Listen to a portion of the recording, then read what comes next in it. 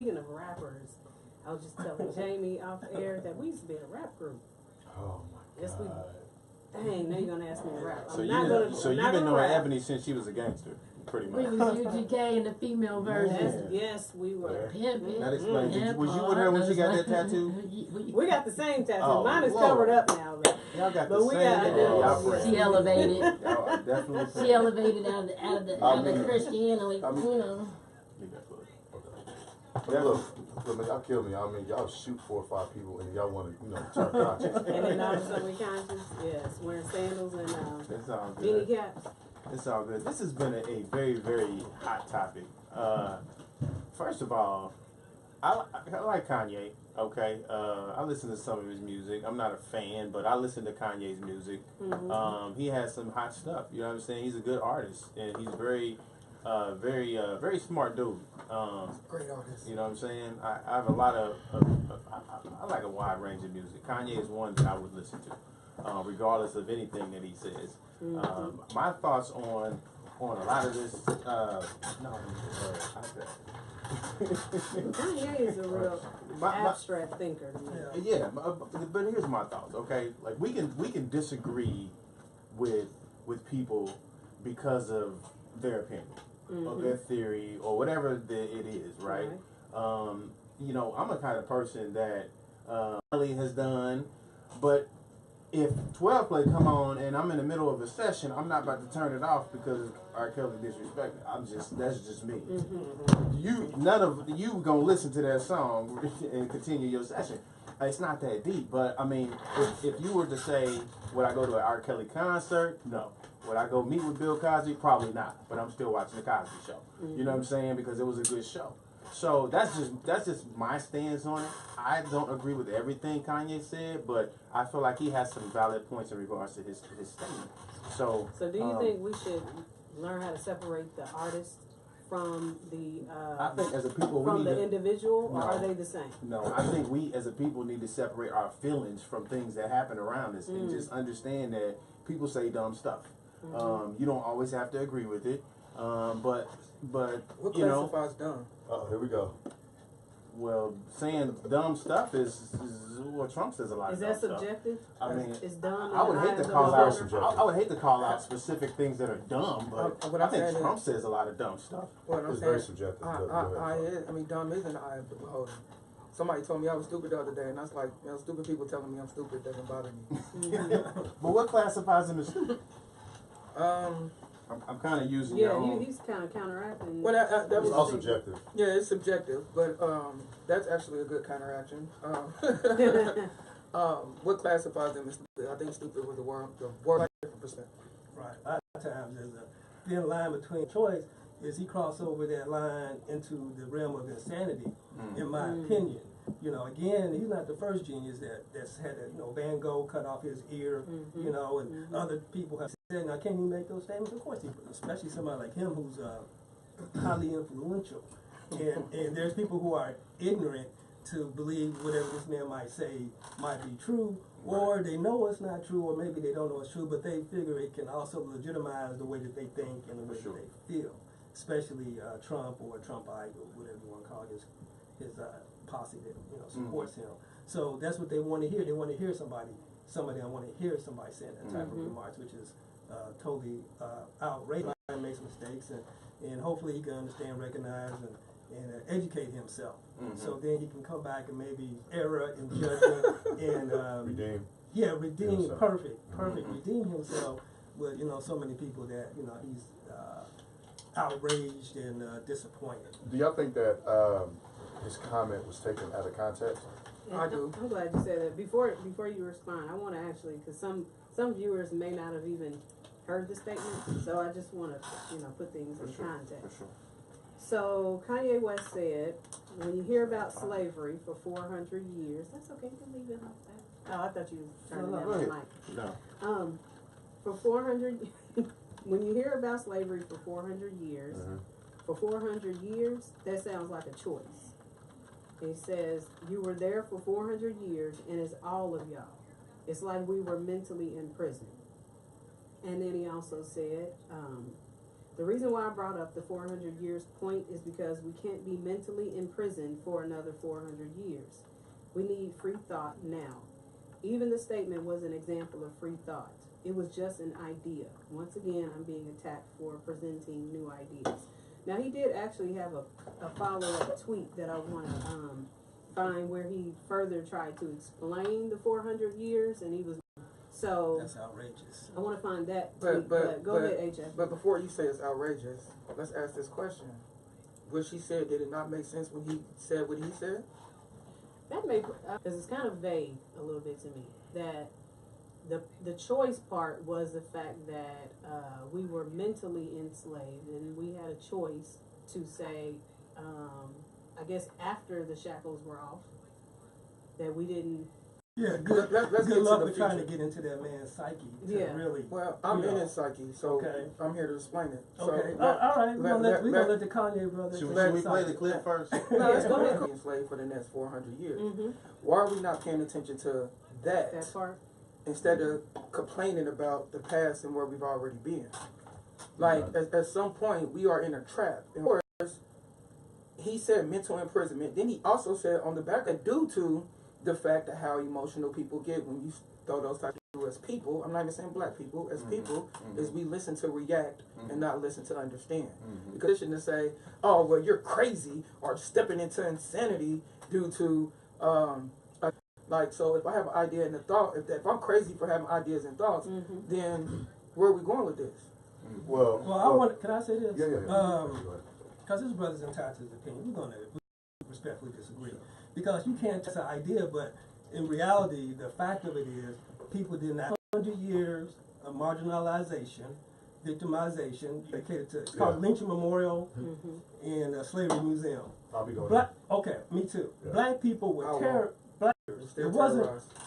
in terms of terrorized. You heard of the KKK, and also these lynchings where the whole towns of thousands of citizens would take black men a public square, maybe even set their bodies on fire, take their bones as souvenirs, take pictures and send them as postcards, leave them across this line. So when he says it's a choice, no, it was not a choice.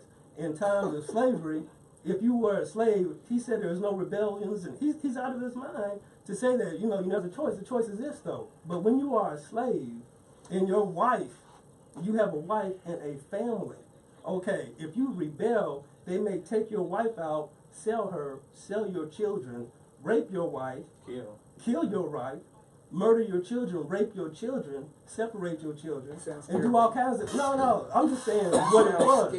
It's all kind. It's always people who are not a part of the era always say, "I couldn't have been a slave." Well, you could have been a slave if they took you and put you in a barrel and nailed holes in that barrel where the nails are sticking on the inside, put you in there and roll you down a hill, and then take and stake you out on the anthill and put honey on your body.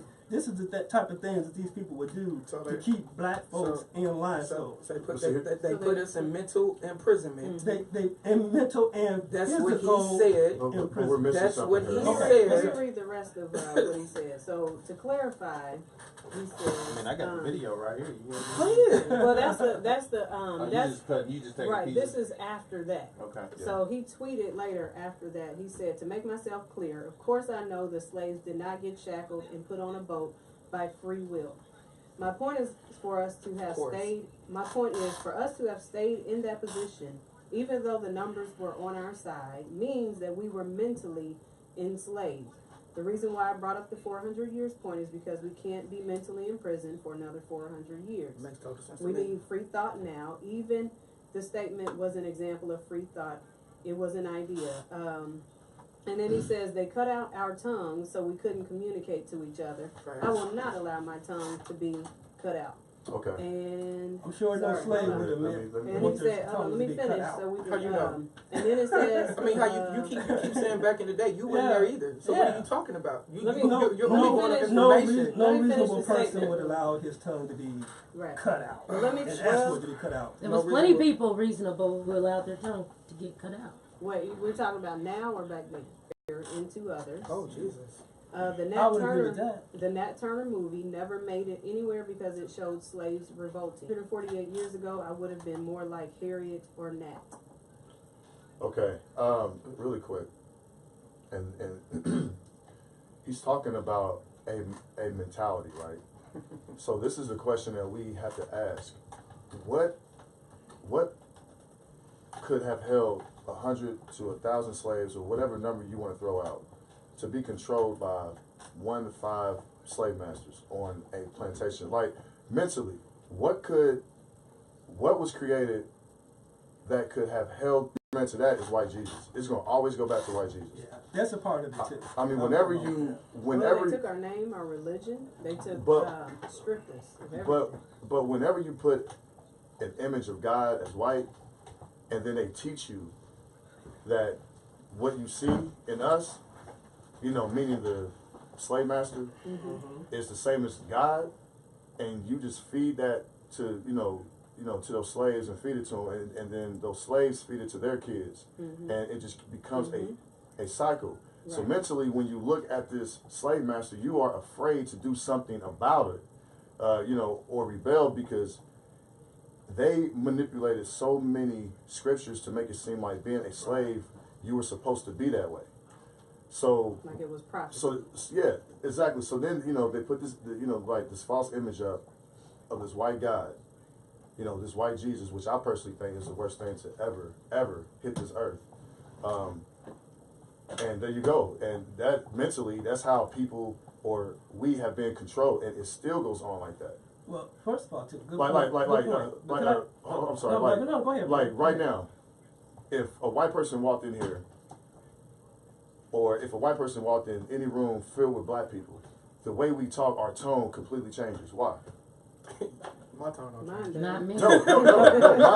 Mine. Many doesn't, but some people might change. A lot maybe would not today, but some people would. But also too, I just want to clarify these numbers. They make it seem like there's so many black people in this country. Okay, look. At the time of slavery, only about 12.5% of the population was African American slaves. 12.5%, which is roughly what it is today. So how can 12.5% of the people overthrow a government that is highly funded, we can do that now. materialistic? We can do that now. Yeah, you think you can, but Let's they look at got all they got all No. I'm not talking about with violence. Okay, but but we're talking about with violence, and they're talking about revolts. And I'm like, when you look at the numbers, like sure on certain plantations, all plantations wasn't big. They had some that was huge. Many of them was not. Some people just had a couple slaves or whatever. So there was still a lot of white people around. Those white people would organize like that when it comes to a slave revolt, and they would get the militia. They keep the militia. You hear about the Second Amendment, right? Amendment. They're talking about well-regulated militia. So they'd be ready to bring their arms to bear, and they would have hundreds of white men who were well armed against black men who maybe could get a musket or two or something like that. So, and it's only 12.5%. So those numbers are never true. There might have been a certain plantation, okay, they have a couple hundred slaves, but in that county, it's still going to be... Haiti and the Haitian Revolution in 1804, they were outnumbered too. No, the French, actually there was a lot more black people in Haiti. When you look at Haiti today, you don't see no more black people, okay? Right. Because they beat the French, and then they executed pretty much all the white people. And they fled. But they never had those numbers. It's a history lesson that everybody knows, right? Everybody don't know that, bro. I'm sorry. Everybody don't know what the... I'm just saying. I'm asking, why are we not slaves anymore? Essentially, still slaves, and that's what Kanye's talking about. Who's we? Everybody. What makes a birthrights, which is you're collectively or individually, you allow yourself to be overpowered by another energy force, then either you were the weaker energy or you were the most fearful energy. So our people at some point in time was either fear. It's not going to. We're not going to talk about tongues getting cut out, because you're talking about Africa where people were skinning heads and hanging them over fires and doing rain dances around them. Okay, so we're not going to talk about just people in America too. Okay, right. We're not going to talk about just heinous behavior, because so generally, I really honestly think that yes, slavery mentality is being able to not identify today's society. We have so many very dire urgent situations happening, but because we are so unfocused, even as a collection, we are not solving problems. And as a collection, there's still people who go out and they're working 40, 60 hours a week to have not 40 acres of land, but 2 acres of land and a 2-car garage. They have debts. So what is the mentality of slavery? Is slavery the woman who's sitting up under this man and feel like she can't go out and live her own life, or even live in the damn woods in order to get from up under oppression? Being able to identify, if I was in slave days, what type of person would I be? Because I think I'd be like a ninja serial slave. Fear, when you think about people who are trying to really take over something, it's not the people out here lying and roaring, it's the people who are sitting back creeping. That's what they did to Africa. They sat back, creep, and observed everything that was our weaknesses and our strengths and strategized. We were so caught off guard. I'm not even going to say we, because I have many cultures within this flair. We don't see a big picture, because there's the same people who were killing lions and bears with their they. But when do you be accountable? It's that accountability, that ownership is where you receive your empowerment. Is when you are empowered. Doing it. It's putting yourself in a subject. People don't like Candace Owens, and she's literally, I like how she thinks. The same video before I came here, I did my research, but look, I don't care what type of slave I would have been back in the day. My question to everybody is, what kind of slave are you right now? Like, are you still slave? Are you freeing your mind? Are you, like, what are you doing right now? I don't care about what happened back in the day, because I'm not there. I'm right here. So what is your definition of a slave? He's not. What is the definition of slave? Because there are plenty of slaves in the back of some U-Haul tree, and they have nothing to do with being black. Right. They're children, and they don't have a choice. But right now, I think we all slaves to the system. And what I mean by that is... What system? The current system we're in, the government, U.S. government, period. Okay. Aren't we in a... Let me We're allowing, some people are allowing themselves to be slaves in the U.S. government. They are. There are some conversations, and they say men this, men that, black people this, black people that, and we. Just say... Come off the generalization, though. Some. Why does that even matter? Oh, it matters a great deal, because you said we're slaves, and I'm telling you, I'm not anybody's slave. Okay, good. Well, you're not. What I'm saying is that doesn't even matter. What I'm saying is come off, and we're listening to react, and now tell me what I need to say and how to say it. And that is a problem. Like at this point, when you watch this video, you realize that you have deflected onto this man, and you have gone off subject and conversation just to go against his energy. That's a good point. So, and she's right, man. And I'm not. I don't need to know nobody, but it's about accountability one day. Tell us, how is the government making us slaves? I got to a point in life where I stopped just being angry about things and started looking and appreciating, like, how did they do that? So we can get out of it, right? So right now, fine, we're slaves of our mind, for sure. And if we believe in everything that everybody wants to read and be a trendy part of, The Secret, and we manifest our own reality and everything, if we're manifesting our own reality and we don't have control of our minds, if they tell us what to think, which is hilarious. Who is they? If you don't mind me asking. Oh, let him finish his point. I'm sorry. The thing is, before I continue, I didn't want to have a debate. I wanted to have a conversation. When you have a debate, it gets combative and people stop listening. If we sit here and we talk to each other and try to build and learn and understand each other, then we could come to a better understanding at the end of the day. I don't want to sit here and try to combat everything that goes back and break down every little conversation we have. I agree. So I think we should stop doing that, because I've said some things You now. actually started debating him. But it went into personal attacks about brother, you afraid and all this other nonsense. I still think you're scared. But that's ridiculous. I'm not going to even get into that, man. It's like, why do you think he's scared? Everything he's saying sounds scared. You know what? Everything I say is based on... Yeah, it's a conversation, but it's based on... I'm talking about facts, okay? There's ideas. We can talk about ideas. So what he's saying, I think from a purely standpoint of just ideology, that would be great. But that's not the world that we live in. So you can't just say, hey, I got an idea and this is how things should go or how things can go. You can express that, but in reality, that's not how things were shaped. You got to understand your history, where you come from, in order to know where you're going. So that's a simple thing right there, a simple concept. So when you cut off your history, You know, how do you know what was going on in the past? It's like America is based on history. That's why we have a constitution with all the amendments, because that was started years ago, and it's like this set the framework for the country.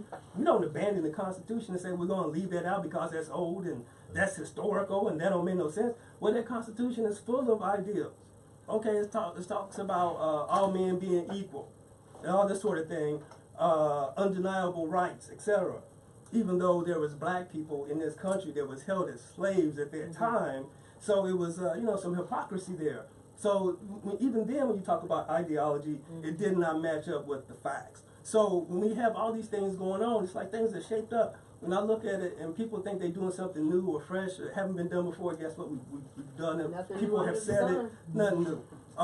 For instance, like with businesses, a lot of times, back in the early 1900s or whatever, I don't know if people saw the movie Rosewood. Anybody see that? Yeah. Okay, great movie. I like the movie. But that wasn't the only Rosewood. So when black people was setting up shop and, making their own, getting their own, having their own businesses, a lot of times white folks got jealous of that economically because they were competing with their businesses. They come in, and it happened in Black Wall Street in, Tulsa, Oklahoma. Okay, same thing. Communities were thriving, black people doing all kinds of things. Economic envy comes in. They end up, somebody alleges a rape. Okay, they come in, they trash everything that those people have built, and then we got to start from scratch. So it's like, we're trying to build on things here and move forward. So nobody's not being complacent. Black people have always tried to move forward. It's in our nature to move forward. So you're saying we've always been progressive. We've always We've in our never minds. stayed in bondage. We never We've did. always been progressive. We just when we gain momentum, the opportunity There you was go. shot down, taken away from us, There you or go. whatever. There you go. And Right after the Civil War. So basically, we're always starting from scratch. They always break us down and then have us to kind of start again. Even at the Civil War Reconstruction, we had black senators in Mississippi, Sure did. South Carolina. Governors. We had a black governor in Louisiana. We had black people that educated themselves and made it their business to get involved politically, economically, and socially to shape our lives and define our own lives. So when Kanye says these things, he overlooks all that sort of thing in terms of, no, black people didn't do that, black people didn't think like that. Yeah, we did think like that. But what happened? Here comes Jim Crow. Here comes all these trumped up things in terms of holding us back from voting. We can't vote because they come up with all these conditions where you gotta be able to just unbelievable things like name all the counties in your state and all this other kind of nonsense, and pay a poll tax or something like that. Why do you disagree with that? Because I understand what he's saying on a certain level, like he's pulling out specific movements and names, but when you look at it on a large scale, look at today, and it's just like back in the day. You have groups of people who are either educated or they have some type of resources. It's small groups of people who were doing things, and the bigger majority were kind of distracted, stressed, or whatever. A lot of people still to this day are not paying attention on a regular daily basis. We're not mindful of our spending, our economic power here. We are not mindful. If we were mindful, if we knew better, we do better, I hope. But look at it as a collective, as us as a whole big old group. Yes, there's small people like you have your newsletters, you have your abolitionists, but on a large scale, are people paying attention? Like how Kanye threw that out. It takes for some icon to throw something real strange out for people to be like, oh yeah, then you go to your Facebook and everybody got something to talk about. They vicariously participated versus being actually, should I say, active in progression, active in economic progression. It's a lot of stress. You got to add in the stress and the depression that comes on to the brain. Again, it's like I think, in terms of entrepreneurship, we have to do better in that. But we've had black entrepreneurs too. I mean, those things aren't anything new. So we do have to kind of redefine ourselves. But we can't just say put it all on us when it hasn't been on us. It's like black people have not come up and said, look, I don't want to do this. I don't want to be economically this. I don't want to be. It's like, okay, there's been barriers set in front of us like no other people before us. So, I'm sorry. So, do you think that working for someone else is a form of slavery? And a choice? Well, you know, in greater society, that's what people are taught. Mm-hmm. And we're part of that greater society. You go to college or go to school, and you get a job, as opposed to going somewhere where they teach you to be an entrepreneur Mm-hmm. and teach you about entrepreneurship. So I've heard, you know, white folks, you know, Latino folks, all these type of people, you know, say that about how, you know, we are kind of conditioned to this brother's point to be a part of the system, be a cog in the wheel, so to speak, instead of trying to maybe be a spark. You know, it's like I'm gonna go out, get a degree or whatever, and I'm gonna go work for somebody, as opposed to, you know, start my own business. But at the same time, you know, we have to look at it like from the standpoint too. You know, there's other barriers of discouragement. There might be like the capital to start your business and all that kind of stuff. Black people traditionally have not been able to get loans from banking institutions where our white counterparts, they can get those loans a lot more easily, a lot more readily available, etc. So we've always had those type of barriers too, which can take away from, you know, somebody's entrepreneur, you know, spirit. I feel like AJ? there's two conversations happening here, and this is not just in this room, but like on Facebook and other places. There's two conversations happening. There's a conversation that's happening that reflects on the past and what happened and how we got here, and then there's a conversation that's happening on what are we going to do today. And I feel like those two are being meshed in Kanye's conversation. This is where I think Kanye went wrong. He wasn't as descriptive as he should have been in describing what he was talking about, because he just threw it out there. Slavery was a choice. Well, at what point was it a choice or was it not a choice? Now some can debate and say, well, you know, he was talking about today or he was talking about, but all of it is included. I mean, he should have came from a perspective like, I know that this happened back then, and I'm not telling him what he should have said. I'm just saying, if I was to say a statement like that, I'm going to take in consideration about some of the stuff that happened. I'm going to be more focused on what we should be doing today and how we can get out of what we're doing today. But the way it came across, I mean, I'm sure that's what he meant, but the way it came across was like he was just rejecting the past and not and disregarding what's going on for today. What are your thoughts? What I took from it is a key word: mentally. I mean, that's like the main thing that really caught me. Mental imprisonment? Yeah, just mentally. You know whether people want to look at the past or now and the future. So getting back to what you were saying about being an entrepreneur, I think that's one thing that we could do our best to utilize. You know what I'm saying, and create businesses so we can have generational wealth at some point, because then financially we're not enslaved. Absolutely. I agree. And my point of contention is this: that we've always done that. It's just it's been negated. But we need to do it. But we also need. But do you think integration? Well, I've heard a lot of people much older than myself. Particularly when I was going to college, a lot of them say that didn't like it. Yeah, they said those sort of things in terms of integration being a negative thing from an economic standpoint, because you had your black businesses, you had your black doctors, dentists, attorneys, your dry cleaners, your blacksmiths or whatever, your carpenters or whatever. So black folks relied on black folks, and they kept us contained. And it seemed like integration came along, and we couldn't wait to take our black dollars to white businesses. So there was something that was lost there, and I don't know, but I think that comes back with the what we're talking about too, the mental enslavement of the people, where it's like, well, I'm good enough to do business with a white man now, so I'm gonna go take my money to the white man because and do that. We put them on. Do you feel like that's what happens? And this is for everybody. Do you feel like that's what happens in sports sometimes when young people who struggle get money, and then they get into a sport profession, and they get a lot of money, and they start all of a sudden the crowd of people they start hanging around with. Now, for good reasons, sometimes you need to change the people around you. A person like LeBron, he hired people he went to school with that was actually on his team. I commend that. You know what I'm saying? I respect that. That is kind of what should happen, right? Put your people in place to try and be something. But we don't do that enough. I would say too, real quick, LeBron's people, they do an excellent job. They've done an excellent job of taking, the position he's put them in, that platform, with the resources, and they make some good deals. They're doing all kinds of things and making some really good business decisions. But here again, they're funded by his wealth and his capital. They're not having to go outside and say, "Can I get a loan or anything like that?" Too. But they're also smart enough to gain economic advantage and do these things that they're doing and doing it at to me, a highly successful level. So I mean, that is to a degree is a good prototype, but it's not going to be for all people of color, all black folk, because we don't all have an NBA player that can Where are they going? that can support a financial situation for everybody. There's over there's 37 million black folks. I mean, they shouldn't have to. No, they shouldn't have to. Yeah. I mean, it's just the thing that growing up into this sporting system. I mean, if you think, let's revert back to America. America wants you to go to school, like you said before. Wants you to go to school, get a degree, and start working for somebody. Right.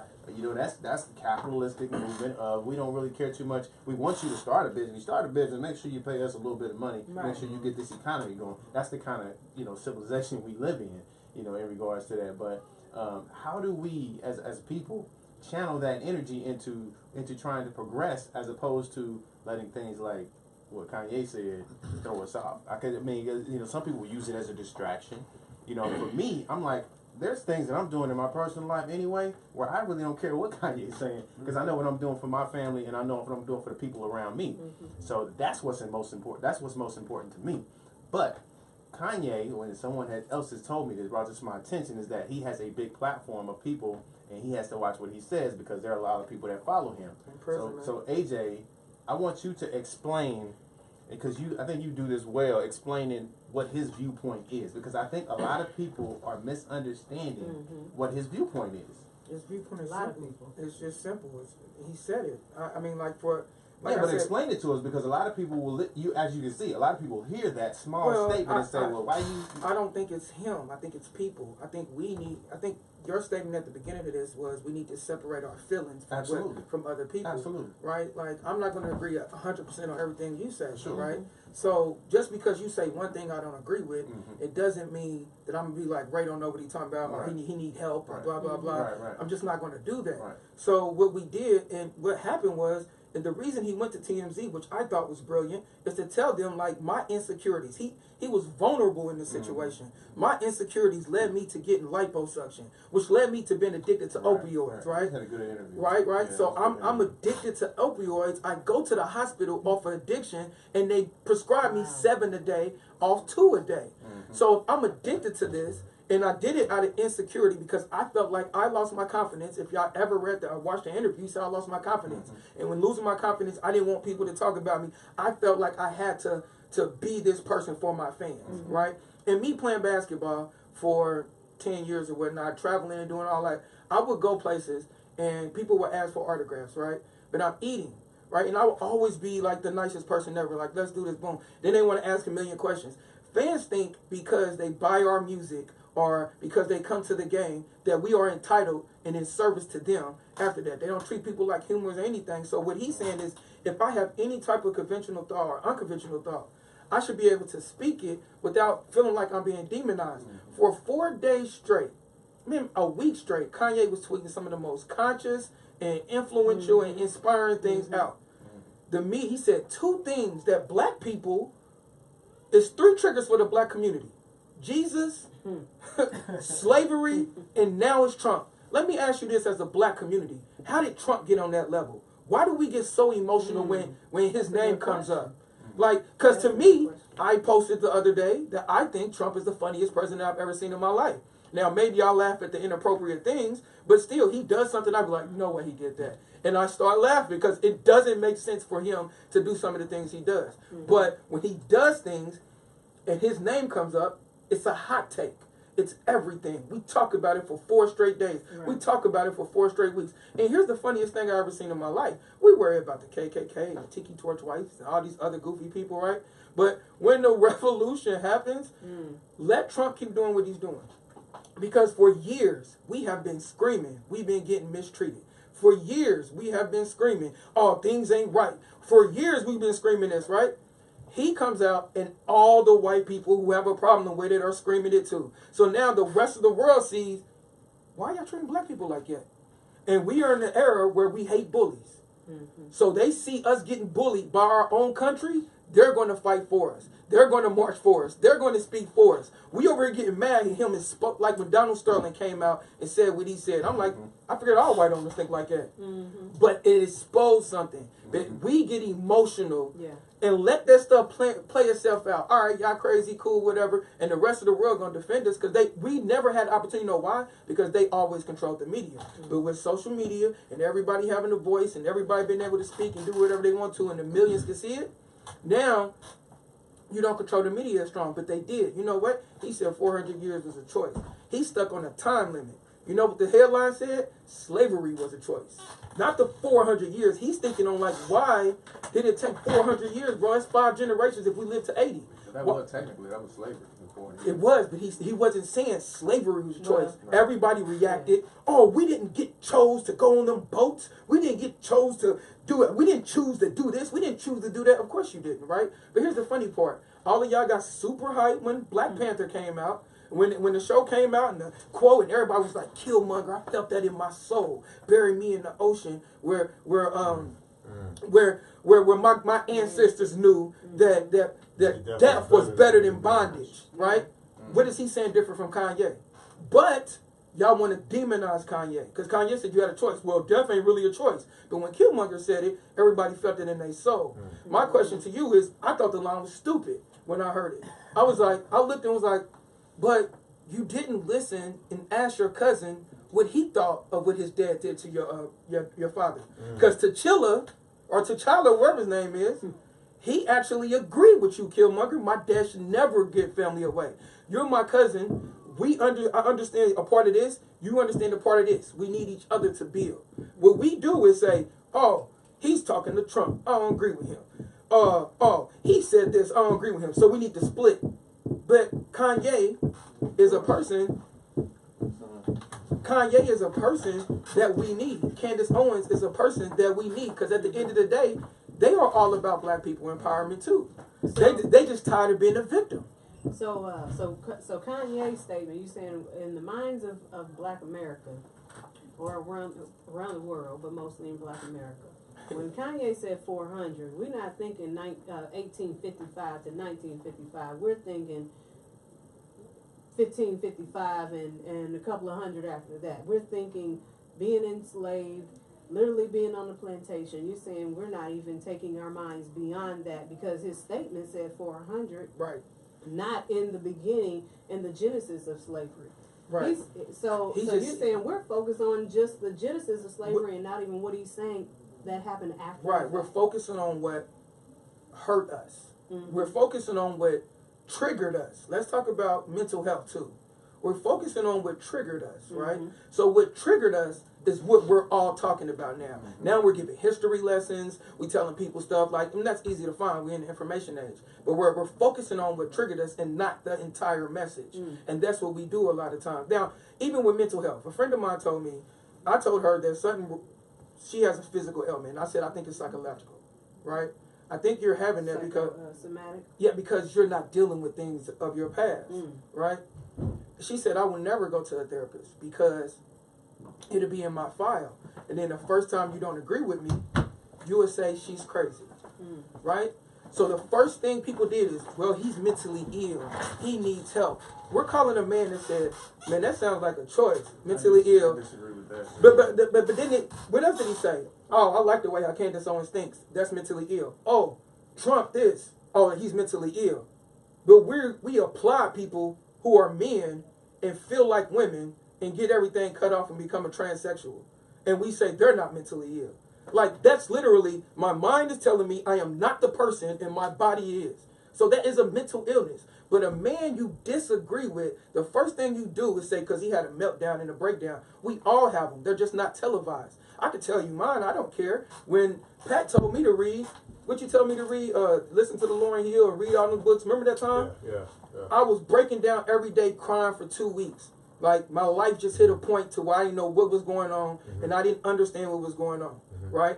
But I had friends there, right, to tell me, hey, I got you. Don't worry about it. Come talk to us. Read with us. Here's some more information. Find yourself. Come out here and understand and find your light. And that's all he's saying. He went through something and he said, I felt it was a breakthrough.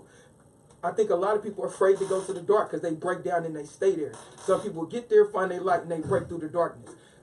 At some point, we got to talk about everything that he's talking about. And we don't want to talk about it. And y'all can say whatever y'all want to say and say he's not a genius and say whatever. But for the last week, he's been the #1 trending thing and he got people talking. And I don't think he was trying to do that. People trying to say he's trying to sell albums. This is Kanye West. He's one of the greatest musicians of our generation.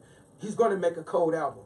Y'all saying, oh, let's boycott his music. Well, I seen Eve go on TV and say, I'm done with Kanye. If you want to listen to something, listen to Nas, blah, blah, blah. I don't understand those kind of Well, stuff. But here's the funny part. That's not all he black people. he That's produced some black Nas' people. album. He's still going to get paid. He produced Nas' album. He produced Pusha album. He produced Tiana album. He produced some of the greatest albums y'all love. Blueprint, all these other things. He's still going to get that bag. So what are y'all talking See, about? that's why I think people should separate. Right. Go ahead, And this is another question that I have for you all. What are your thoughts on his stance with Trump? Now, because I know that while some may agree with his statement, what are your thoughts on that? On his stance with Trump? Did you hear what he said? From what I I heard what he said. I'm asking y'all, what are y'all thoughts on it? From what I gleaned, it seemed like him and Trump had a relationship, going before this incident. But also, too, I just want to, say to the brother here that, all black people don't think, when you say black people, that's just generalizing all of us. And some of us don't think those things at all about Kanye. Some of us do think that he's an actual genius and all this sort of thing. Mm-hmm. So don't let the ones who are coming out and being boisterous and saying, these negative things, because, there's, I do like that he came up and we're having this type of, this conversation that sparks this debate and information exchange and all this sort of thing.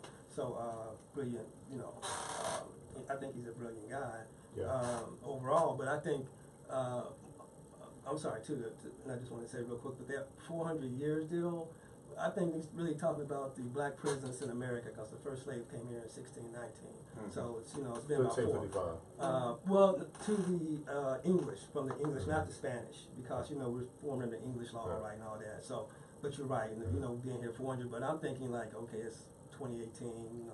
1619 is about 200 years. I don't know. I can't get into that mindset. So I'm looking at that number right there, and I'm like, I can kind of see where he's, maybe coming from, where he's saying slavery is a part of that. Then there's the other part of it that's not slavery within that, encompassing that 400 years.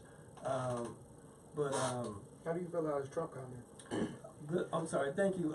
With the Trump comment, I'm just gonna go with my own personal experience. When Trump first got elected, I was thinking, this guy, I don't really like where he's coming from a lot of ways, but he knows a few black people, because like with Sean Puffy Combs and Kanye, he was at their parties, they were all partying together. Snoop. So I'm thinking, I'm like, this dude, he can't be racist or a bigot, can he? And so I just sat back and watched, and it wasn't until the event went down in Charlottesville that I'm like, this dude he's a bigot.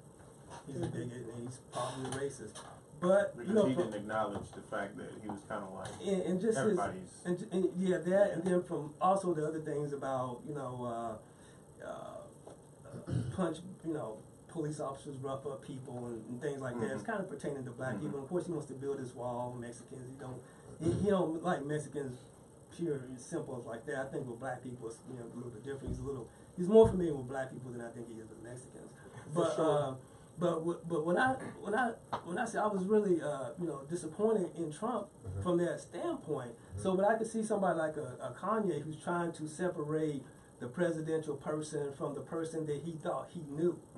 And to me, that's like Omarosa going up in the White House, as a friend of Trump or whatever, and they toss her out. But I think with her the same thing. Like maybe he's making these comments, but that's not the person that I thought that I know. And I think that's where Kanye, in my opinion, may be coming from that standpoint, where they've hung out at parties and he thought they were cool.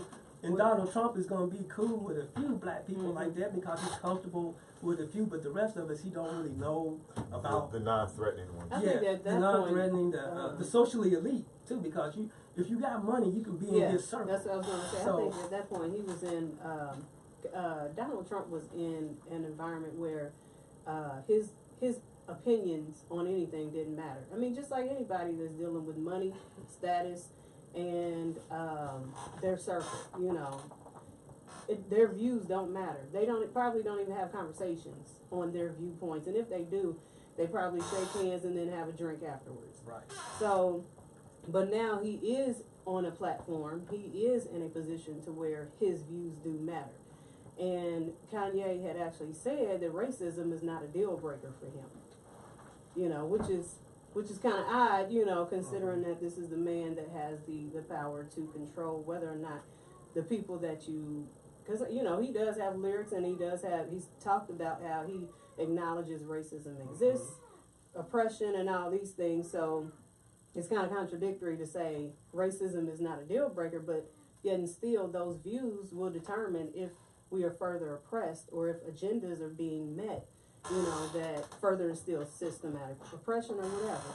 But so in that standpoint, I don't understand Kanye, and I don't know if you would call that mentally ill because because number one, you're being a contradiction, you know, or he just can't separate the Trump, celebrity Trump, that we hung out as friends and we were cool, going to the same parties, versus this man is actually in a real position and the real leader of a country. Like, I don't think he understands at this point. I think I don't think we understand. Yeah. Like how we're looking at this conversation is so focused on idols, and that is idol worshiping. And our society is constantly focused on such a small group of people who really, although they might have resourceful power, we're giving it to them. We're giving them energy. We're giving them money. We're giving it to them. A small group of people are running the world because of our lack of ability to be creative as a collection. Just like I'm saying, you can go on there and you're going to see the same topic from some people because they weren't creative enough to ask their own question about life today outside of Kanye or Trump. You understand? I feel like we need to stop focusing on what they're saying. When you tap into like the spiritual realm of things, you'll realize that each of us are just avatars of energy. We're avatars. Kanye is playing a role, whether he's in control, he might not be in control. If we take it to another level, he could be schizophrenic. He could have multiple personality disorder. He could be possessed by different energies and being used as however God want to use him. Same with Trump. I don't have anything against these people because I respect the audacity. I respect the ability to say and express your authentic self versus, that's why Hillary didn't get, because everybody was seeing that snakish thing and they didn't respect her lack of authenticity. Being out and open with who she really was. We don't know. But There's too much ambiguity. So I mean, we don't know, and until we accept, we can keep having all these conversations, but we don't know these people. We are so focused, just like he talking about entrepreneurship, but the word co-oping never came in. The word economic or communal living never came in because we're thinking about our own business. We're not thinking about nation building. We're not thinking about by taking a plots and lands like white men do. Take these plots and lands. We're out here working, got credit. Why we haven't put credit together and bought plots and lands and started creating our own nation just off of small acres? Because we're focused on something else. So here then one of the questions that we posed was, does free thought have consequences? Is there really a such thing as free thought? Because it sounds like from your conversation that a part of our problem is because if we express free thought, we look at it in a negative light instead of looking at it like, oh, okay, I don't have to roll with that thought. At least they had the audacity to even share it. And the only time it truly matters if someone is expressing free thought is if it's someone that we're idly worshiping, or someone like Kanye or whoever. Like you said, we give so much power to what Trump has to say. The messenger versus the messages. Right. Versus looking at what is the rest of the population saying. What are they talking about? What are the conversations that they are having that could be a lot more beneficial than what we focus on right now? How are we contributing to the order or the destruction of what we're doing? Kanye, he's saying things, but as we're looking at him, we're seeing a double-minded person. How can you trust a double-minded person who is saying they're with you, but they're against you? Is that for us to worry about though, or should we be mindful right? That they Shouldn't just worry. exist. That those types of and moments that we exist. gonna have to stop allowing them to have so much playtime? I want to know how he's against us. Who? Kanye. Can I speak on? Can I Yeah, speak go on the ahead. Trump thing real quick? Mm-hmm. I think he said I like the idea of Trump, Mm. and he also said I don't agree with everything What he does that said. mean? What is Yeah. the idea of The Trump? idea of Trump saying a reality TV star with all these flaws, these baby mamas, this, and that, everything that he got going on, was able to go into an arena like politics and able to shatter all expectations and be something in that arena. That's the thing. He gives him So hope. he removed race from it. And Right, He's looking at the he's looking not even just the idea, the act of what happened. How did that even happen, right? Oh yeah, because he even said that tells me that I could be president, right? No. Obama doesn't No. Obama doesn't tell me I could be president. because Oh, he went through it. He was the perfect, traditional way. right? He went to Harvard. He did all Flawless. yeah, he was flawless. Okay. Like Obama was perfect, and it gives you the idea that black people have to be perfect. Mm. Then he also said, I would just do Trump's approach. I would be wild. I'll say what I have to say. I'll be honest. I'll be transparent. But I would influence Bernie Sanders' policies. Mm. He said He that. said that? Yes, Yeah. y'all people don't listen. Yeah, I didn't even see that. So in that, I Because didn't they only hear take it. snippets. And They that- only take snippets. Was and that Right. on put the it out there. which was that on It the was- he tweeted it. Charlemagne or the okay. He tweeted it. But my point in saying all this is you're 100% right as far as we're fighting a spiritual war. And I think when you said he's against us, I don't think he's ever strayed against anything. He's just saying that even on this side, they're right in some of these aspects, right? Because I had to like really dig into what that girl Candace Owens was saying. And on this side, they're right about we do take a victimology to it, and we don't want to say. That's true. And I'm gonna say it because I'm just using myself as an example. I was upset about my records not getting played in the club, right? And the old way handling is like, let's go to the DJ. Like, what's the problem, bro? You know what I'm saying? Like doing something like that, or just saying, we go home every week. I was seeing it. We go home every week and we was complaining. Man, they ain't playing our music. They playing this. They playing that. They playing this. And I said, why do we keep wanting them to play anything, right? Why do we put the power? Why do they put the power in it? Make them love us. But why do we put the power in our hand, right? We have a DJ. Let's influence everybody and tell him that he's the hottest DJ in the city. And then once we get that, he gets in the clubs and he plays our music. Strategy. And my boy told me, you never want to take anything. You always want to be the person paying for stuff. And I was like, why? And he was like, because that's where the power is. If somebody comes in, and That's I know, what we did. yes, and I deal with a lot of labels right now. We talk to a lot of different people about music. And when people come to us, they be like, this is what y'all need to do. This is what y'all need to do. If I invest in you, you need to do it this. And I'm like, I'm not doing any of that. You're taking all of my freedom and creativity away for a check, right? No, I'm not doing any of that. So our thing became, once you know who you are, you never compromise, right? So we get to a point to where it's like, I'm not allowing people, I'm not taking anything because it comes with a price. So now I got to make sure that if you want this, you're going to do exactly what I say. And if you're not doing what I say, then we got to build this on our own. We got to take the long road, and we got to take the hard road instead of taking the easy way. Then we're going to have to take the long and hard road, because at the end of the day, you're going to stifle my creativity, and you're going to stifle my purpose. My purpose and vision is to bring everybody together, put quality music out there, bring a feeling to it, and then put lyrics that can shift the consciousness of the universe, put something intelligent behind it. But you're not going to tell me that once we get in, I got to make every strip club anthem ever. You're not going to tell me that. You're not going to tell me that you got to make every conscious song ever either. I'm going to make whatever we want to make and however we feel in that moment. That's so free thinking. Yes, that's free thinking. That's what he's saying, free thought. Yeah, of course there's consequences to it, because if it isn't, then we're not manifesting anything. Everything we think is a manifestation of what we, everything that happens is a manifestation of what we think. So therefore, yes, there's consequences. No, it does not have to be negative. Just like karma doesn't have to be negative. We accept it. Oh, karma gonna happen to you and something bad. No, karma can be. You treat people good. You come off with integrity and you speak from strength. God will move everything out your way and things will start. You will see opportunities happening. I'm throwing the event the 26th of August. I ain't gonna talk too much, but the building came, the magazine came, everything came without no money. Without no resources. I had an idea, I treated people good, and I explained my vision, and they wanted to be a part of it. So sometimes, man, like, we're confusing things, and I just don't get it. But it's cool.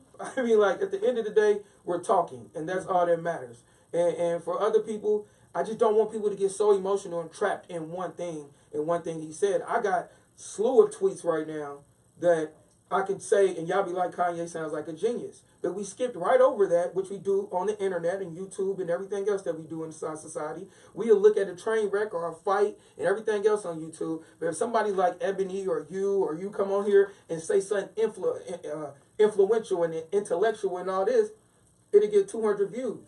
Mm-hmm. So what does that say about us as a people? What are we doing? That's a good point. Because just looking at our data,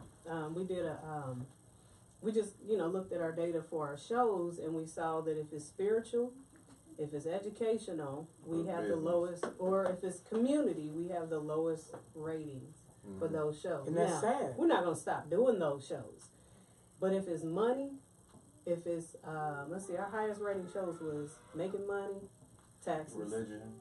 No, religions were the lowest. No, because Neri came. Oh yeah, well his was relationship, but spirituality, those were the kind of, except for the church show, while the millennials were. But for the most part, the data shows us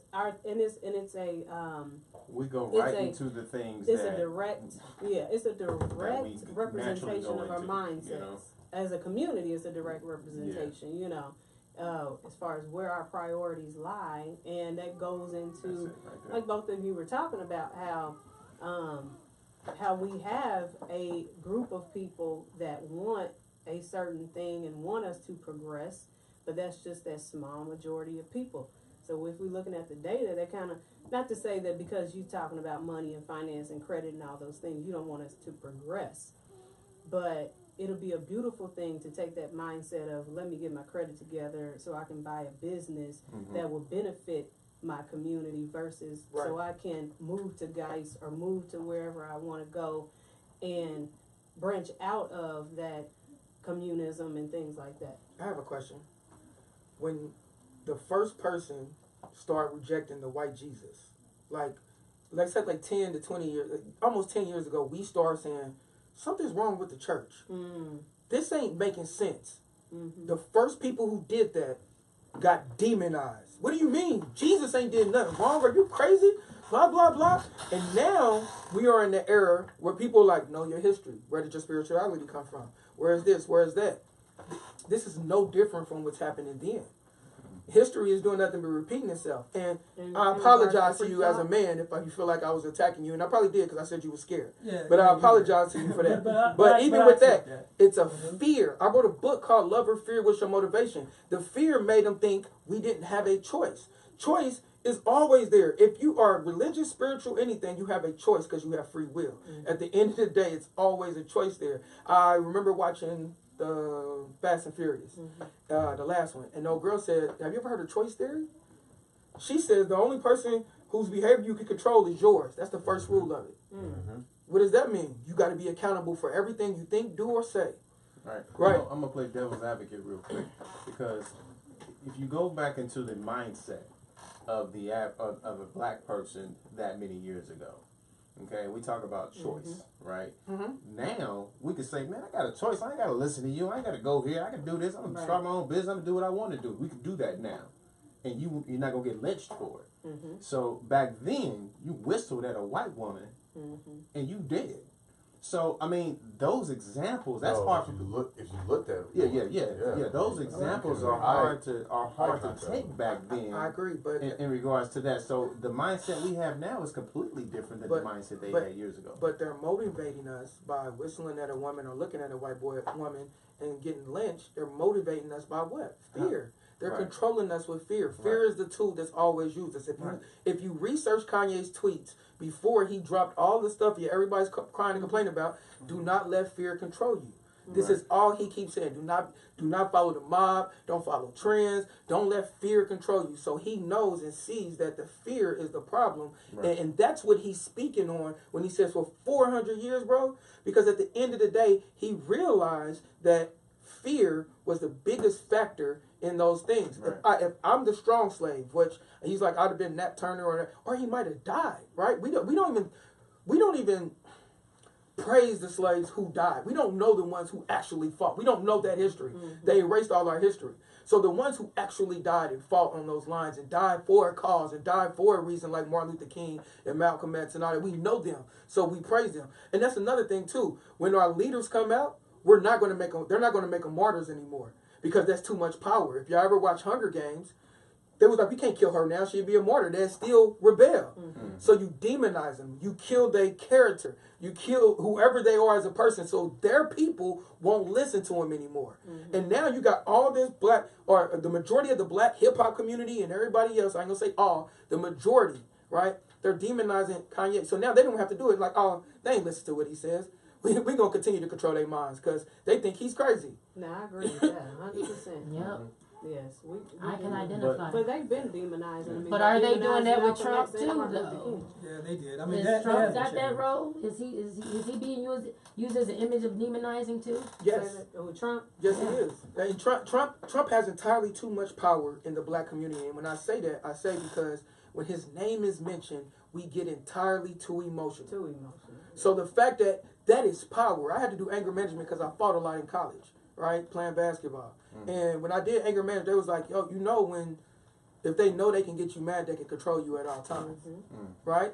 So when we're moving and progressing, let's throw Charlottesville out there. Let's go get the KKK. Like, we care about the KKK. Like, nobody care. Why did we even get that much energy to it? Oh, let Trump tweet something crazy. It makes us distraction. Distraction is the enemy of vision. That's a Kanye tweet. Distraction is the enemy of vision. This brother read a book. Let me no, I read it all. Y'all needed to have It's a black skinhead movement going on. We don't know about it. I'm also on social media, and I realized how much a distraction that was. I told people once I got off social media, I started hearing God's voice more. So I'm not going to be here. I can actually listen to people and try to understand people now and observe it and process it. So what I'm saying is they continuously distract us, and that is what he said. Don't let them trap your mind, and don't let them put you in fear.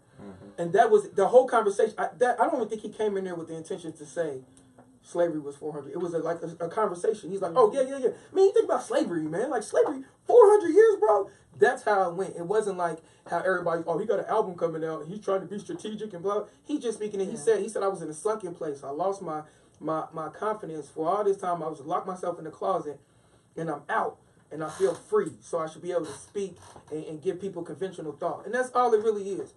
Do you think he was also seeing that, you know, we've been well beyond 400 years post, well, Hard bondage. yeah. So do you think that he was saying that after that 400 years is, like, there's a reason why he only focused on that period of time, and therefore we have progressed, so therefore, since then, so therefore let's not let that happen again and go back? He said that. I don't want another 400 years of us being in mental imprisonment. But go listen to Candace Owens. Like, she agrees with Trump on a lot of things, but she also ends the video saying, as black people, we got to stop asking them for anything. Yes. You know what I'm saying? And let's go back to what Shia was saying. Yeah, that's what she's saying. And when he tweeted, I like how she thinks we all got emotional because she said something about us getting killed by cops is our fault, which I don't agree with that either. Like, it's not, a lot of times it's not our fault, right? And it's a perception. But why is it, are all the cops who are in the force racist, right? Or do they have a perception of black people that's put out into the consciousness of the universe? Because if I walk down 42nd and Post right now by myself, I'm going to feel comfortable. But 5 years ago, I would have been looking at a black dude like, or is he about to rob me? Or do I need to keep... Am I racist for thinking that? Or did they put that vision and those thoughts and those images in my head? So what I said this on Facebook. I said, black people, we have to stop looking at each other as the enemy. Right. Say hi. Hey, how you doing? How's your day going? Give them a hug. And then you break that. But it's a perception out there that's in the consciousness of the universe that says, I'm gonna tell you, I went to Africa and this dude was talking crazy in the party. I was out there hooping. And he did something, and he said something to Spider, and like swung on Spider, so I cleaned him up. Bam! We ended up getting a big fight, right? I go to the people who are driving us around. I'm like, I apologize for acting out. I shouldn't have did that. You know, like, that's not good. It's not. He looked at me and laughed and said, you're a black American. We don't expect anything else. The perception is already out there. He laughed like, oh, it's cool, man. Don't worry about it. I mean, you're a black American. And I was like, what? That's the thing that we need to shift and change. And the media has always controlled that. Now they can't control it. So now we need to take some ownership. We need to take some accountability. And we need to start saying, oh, our family's in shambles. The black family's in shambles. Let's bring each other back together. Let's start talking to understand each other. Let the women and the men have a conversation without saying men should do this, women should do this. Right, I don't feel protected. You ain't doing this. We need to bring us together right now because we're not together, and that's the problem. Do you guys feel like it is easier for us to focus our attention on conversations like Trump or what other people are doing versus discussing our own issues and airing our own dirty laundry and business amongst ourselves, of course? Do you think it's just easier for us to Blame deflect somebody our else? attention, right? Yeah. To blame somebody else? Why can't we talk about our own problems without?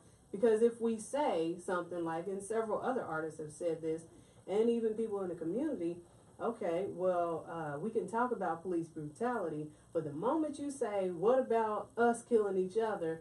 Then all of a sudden we get pissed as if we are, as if we giving a false narrative, or if we're saying something that's like we're, excuse my language, shitting on our own community or saying something out loud that shouldn't be said, when really, yeah, why can't we talk about why are we killing each other We're our more biggest than homicide police rate. brutality? I think it goes to what people are saying about Trump too, right? Mhm. Because we should be talking about that, right? Mhm. I was driving on the way here and ran through 42nd, and I was like, because we poor, does that mean we can't take care of our stuff? Right. Does that mean we can't cut our grass? Pick up the trash. Can we pick up the Stop trash? littering. Right? Or somebody else's. Right.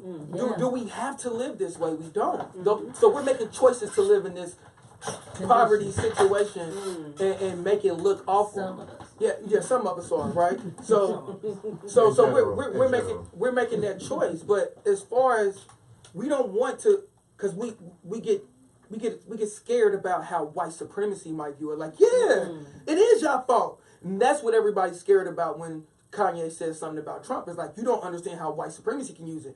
I really don't care how white supremacy uses it right now because I'm tired.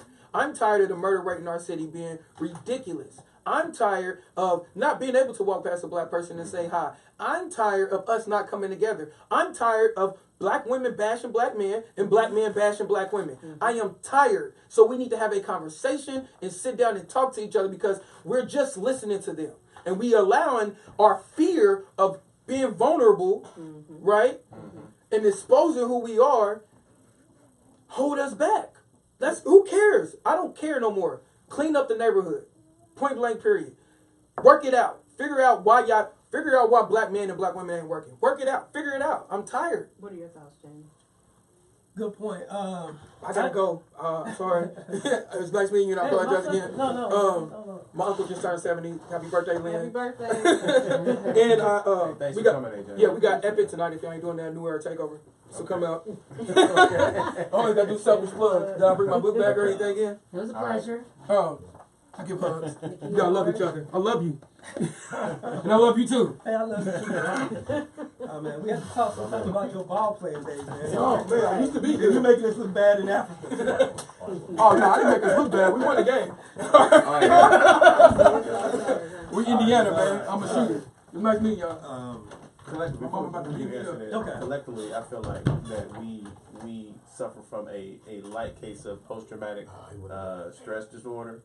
What I think, I don't know if I said that right, but I think we suffer from from some of that, and that those and there's something that he mentioned and that we probably mentioned here tonight and on another show where we feel like we don't want to go get help. We don't want to have somebody diagnose us and tell us that something is wrong with us, you know, and a lot of that I feel like is that we've spent so much time fighting for the right to be that we want to show resilience and show that there's nothing wrong with me. I can do this. I can do this job. Or I can work in this place. I don't need time off. I don't need to go to the doctor. I don't need somebody to tell me something that's wrong with me. What is that? You know, and why can't we break that? Because I feel like if we can break that, then we can move forward. Yeah, that's really deep. I've heard a lot of it. Like I said, I think it is traumatic, and it's the also the stigmatism associated with mental health and all that, especially like in the black community. But you know, there's white folks I've heard say that, hey, if we was treated like black folks, we'd lose our collective minds too. And they do. They'll go get counseling and all this sort of thing. So it's a wonder that, you know, black folks don't get more counseling because of all the institutionalized racism that we do have to deal with at times and all that sort of thing as well. So I mean, it is a stigma. I think we're making progress in that. And I think things are, too, in my opinion, is not as bad as what people say. In terms of, like, the black family, I don't think it's broken or anything like that. I think it's just under a different form, because I've seen where studies have dictated where black men actually spend more time with their children than white men and Hispanic men and all that sort of thing. So those things need to be recognized. It may not be as husband and wife. It doesn't get a lot of pub. It doesn't get a lot of pub, but it may not be, you know, as a husband or a wife, or a boyfriend or girlfriend. Could be baby's daddy, mama's, you know, how that goes. You know, but it's happening. So I mean, it's just a different type of a family structure that we just had to conform with. But yeah, certainly we need to get along. But a lot of these things have been institutionalized with poverty and welfare. You can't have a man in the house and all this sort of thing. You know, those programs are set up in that way, just kind of designed to keep people apart. And most people who are poor are not. It's not because they're not working most time. Most poor people are working people. They're just, the wages are just really low. So you know, you have a situation where you got to transition those people out of welfare. They're working. The husband, the man and woman should be able to be together and make that transition together out of poverty. You know, as working, bringing in two incomes, it'll make it easier to make that. But when you have a government saying, no, you can't live in the house and all that, it makes it harder to break that cycle. You know, that sort of thing. So that's all I'm saying. For me, it's like, we can't leave out institutionalized racism. You know, we can look at these other things and spirituality and all this sort of thing, but you know, we can't leave out things. That's why police are. The brutality is there because it's always been there. You know, since we've been in this country, they used military, they used police to keep us down and to you know, to terrorize us. And I do have an issue with the KKK. I know that the gentleman said something he don't care about. I care about the KKK. My thing is they're a terrorist group. They should be recognized as being a terrorist group, and they should not even be allowed to exist in this country. You know, you can't kill, you know, all the people and cause all the property damage and the violence that they've caused and still be a legal entity. You know, if it was happening to white folks being like that, in their minds, the Black Panthers was like that.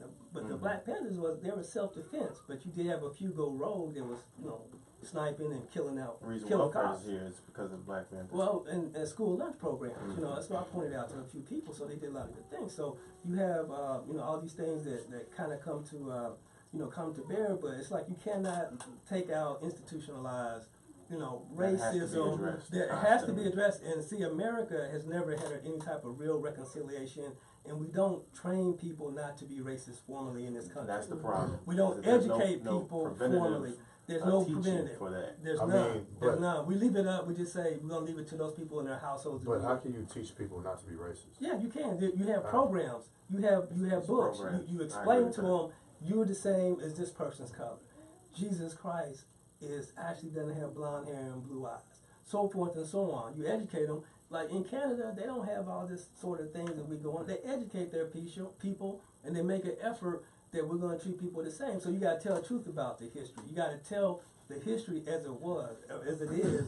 You can't let people have Confederate statues that were designed to intimidate black people and violent black people and call that history when they lost the war. And I'm going a little not on track here, but it's all related. And it's like you can't. Nobody has ever put up a statue for somebody that they hated. Okay, nobody's ever put up a statue for Benedict Arnold. You know, one of the most renowned trader in American history. He don't have them, but in the South they're allowed to have those type of things. And it's like having the white Jesus that we're talking about. It's like you look up, it's intimidating. It's almost like leaving cut off black heads on pikes and stuff like that. You know, you want to intimidate people, and that's why they were there. You know, they shouldn't have been. We fought wars against the Japanese. We don't have Japanese statues, the Germans, etc. We shouldn't have those types of things. But it's all a part of institutionalized racism. The Klan been allowed to exist. The neo-Nazis, they don't have Nazis in Germany. That's where they were founded at. They don't have that stuff. They don't play that stuff in Germany. They're embarrassed that they had Nazis. They're embarrassed for what the Nazis did to this world and to the Jewish people. They're embarrassed about that, and they're like, we're not having that. In America, we have all this freedom, but when you have groups that are violent, you know, there's free speech in this country, but you cannot be in a crowded theater and yell fire.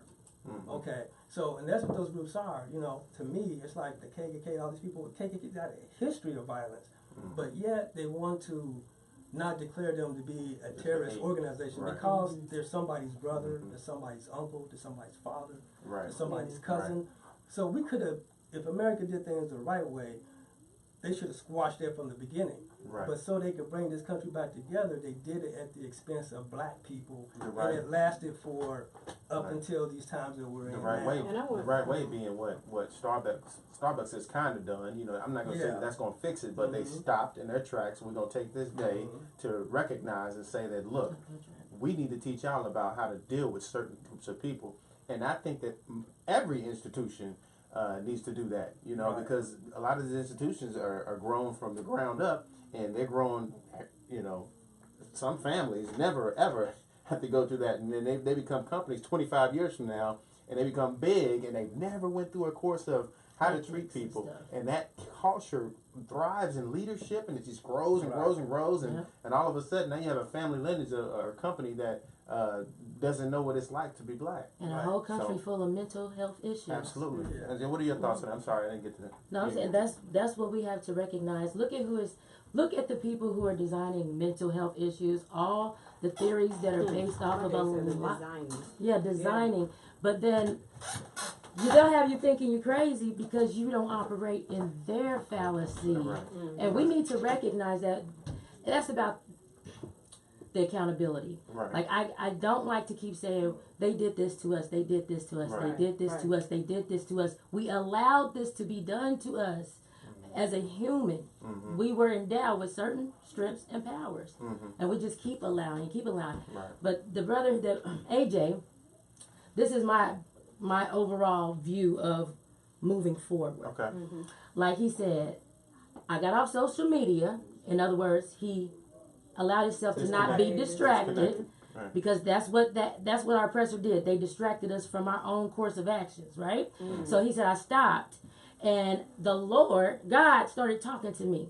So now we're tapping into our higher selves, because we're tapping into a creator, which is me. You're tapping into your creative self.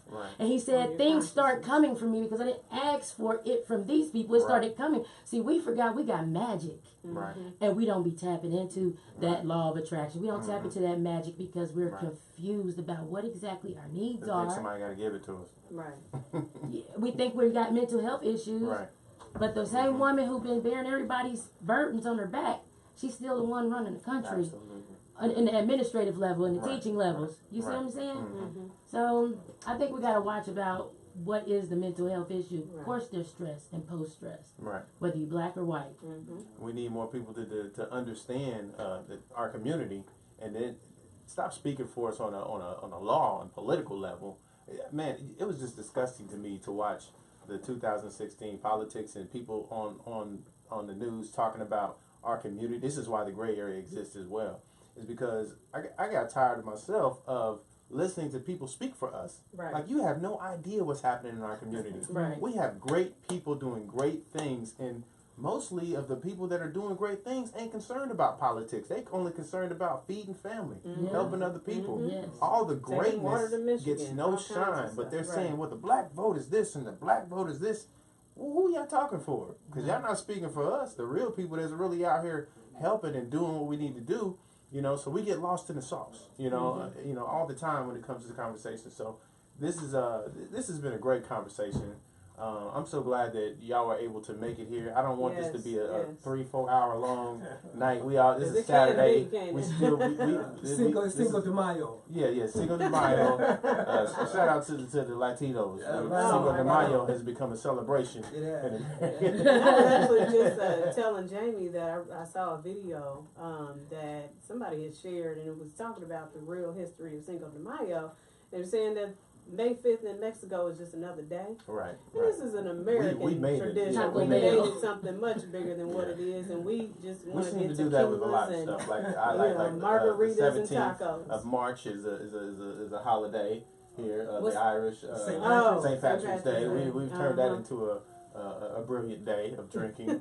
So, but you And know, revelry. Nobody Yeah, celebrating yeah. Juneteenth though. I mean, what's up with I that? know we need to. Juneteenth needs to be celebrated. That's a whole Sure. look. Yeah, Ebony, that don't get is. us started. Yeah, that's a whole nother different conversation. right there. It really But, is. but this has been a great discussion. I'm so Absolutely. glad that you all Yeah. were able to join us. Shout out to AJ. I know AJ had to go, but he had a lot of good, good discussion. And this is what we have to do, right? Yeah. We need to get in here and have these discussions and stop going at each other on Facebook like it don't matter. Yeah, And right. then, it's what I say over what you say. What you say don't mean nothing. We got to get out of that, and we have to stop. Degrading people because we disagree with them, or just calling them something crazy because they don't agree with our opinions, and we got to get away from that. Yeah, the Yeah. personal attack stuff like that. It's Right. like we got to have an intellectual, discussion here Right. and make it real world. But I know he got caught up, a little bit emotionally with Sure, that. for sure, And I'm like, for okay, sure. I can overlook that. I understand where the young man's coming from to For a sure. degree. But the bottom line is, we have to, like I said, we have to think at on a different level, on many different fronts. Mm-hmm. Many different fronts. There's not one solution that's going to work to what we have. It's like it took Not at 400 years for us to get Right. here. And Right. I just want to say this: the African Americans, we inspire people all around the world Absolutely. in terms of what we do. Sure. In Everywhere, terms yeah. from our culture Mhm. and the civil rights movement. I mean, Mhm. there was not an accident that the African countries started getting their freedom in the 1960s when the civil rights in the 50s, and when we were doing it right here, and also other countries like India and China. They look to African Americans, and then they look to our leaders. I mean, at one time, Martin Luther King Jr. is probably the most recognizable man on this planet, as was like in recent times, Nelson Mandela or Muhammad Ali. You had certain people that just, Michael Jackson, they just, from our culture in particular, that just transcends things where you could hold up, except for Donald Trump, he's probably broken that mold in terms of, white guys, but you could have held up other presidents before him, except for Obama, and maybe they wouldn't recognize these people. But then you had people like, again, Muhammad Ali, Tupac, or whoever, and these people are recognized all over the globe. So we have a big imprint, and we do inspire people socially. We're always fighting a good fight here. They know that the odds are against us, but we don't give up. We don't stop. right. We keep moving forward, even though we take 2 steps forward. Sometimes they take us 5 steps back. It's not one. We keep moving forward, even then with our white counterparts. When they start hedging and start regressing, black folk ain't trying to do that. So I think, even with Kanye, with the free thought, yeah, you can think that. It's okay, but you have to also be prepared for the response that you might get. You have to accept that too. You know what I'm saying? I accept he can say whatever he wants to say. It's okay with me. But be prepared for others to say something back against you. That's just how it goes. Even our program down here, our various opinions that we have. Sure. Some people are going to agree with it, some people are not. It's so, Right. it's okay. And that's okay. It's okay. As long as we're having a As long as conversation. we're having a conversation. Right. And And we're all get doing- focused on the purpose and the mission, Yeah. where we need to go.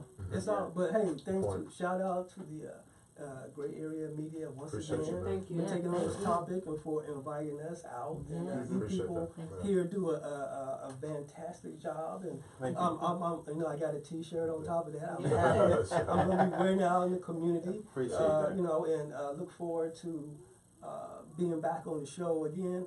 One of these days, hopefully, I'll be having a movie or something. Yeah, that let's we talk can- about we what can you talk do, about. Jamie. Because I know you've been on the show for your craft, your art, but can you tell the You need to viewers be in the film. man. what you do? I get to that. But also tell us about your background and as far as why you're on the show here, and Okay. then your other background. Okay, I Since you're appreciate that. multifaceted. I'm here. Ebony called me and reached out to me, and as I did back in January, February, and she kept me in her Rolodex or whatever. I don't know what you call it. That's the old school time. Rolodex. I know, man. I'm old. What can I say? Come on, man. This ain't boom. I'm old. Connected, I'm old. though. Man. I was flipping through it like Ebony that. does have a Rolodex. No, get a Rolodex. Half of the people in my Rolodex, y'all already know. So I mean, Rolodex. But anyway, I went to Indiana State. I majored in African American Studies, Sociology, Masters in Public Administration.